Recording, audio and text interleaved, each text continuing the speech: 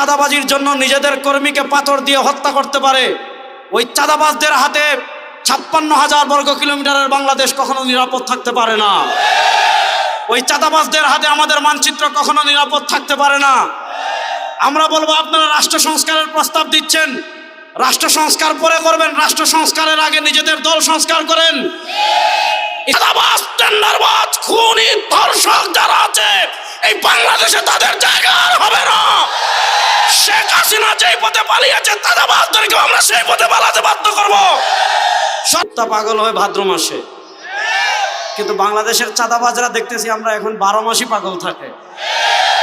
12 মাস পূর্ণ হওয়ার আগে আমরা দেখেছিলাম বাংলাদেশে ধর্ষণের সেঞ্চুরি হয়েছিল, এখন আমরা দেখছি 11 মাস শেষে 12 মাস পার হয় নাই, খুনের ডাবল সেঞ্চুরি পূর্ণ হওয়ার পথে।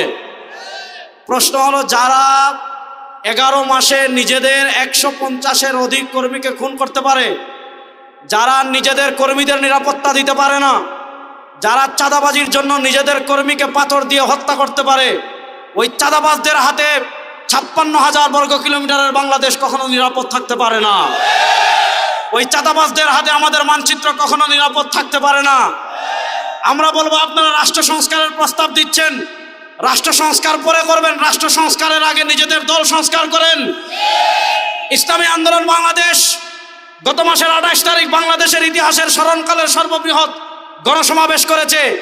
বাংলাদেশের ইতিহাসের সর্ববৃহৎ সমাবেশের জন্য ইসলামী আন্দোলন ফুটপাতে 1 টাকাও চাঁদা তুলে নয়, কোন ব্যবসায়ীর কাছে 1 টাকাও চাঁদা তুলে নয়।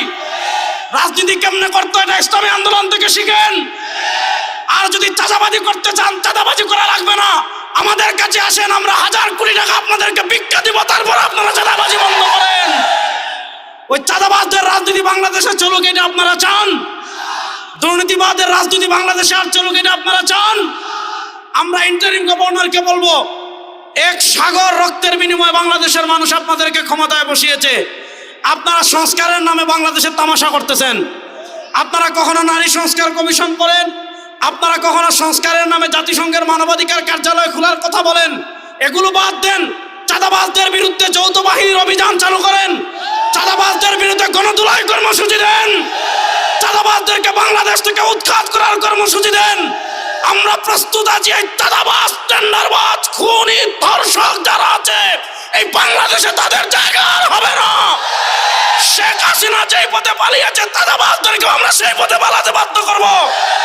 সর্বশেষ একটা কথা বলে শেষ করছি, বাংলাদেশে কোন তন্ত্র মন্ত্র দিয়ে কেউ কোনো কিছুর সমাধান করতে পারেন না, কিয়ামত পর্যন্ত পারবেন না।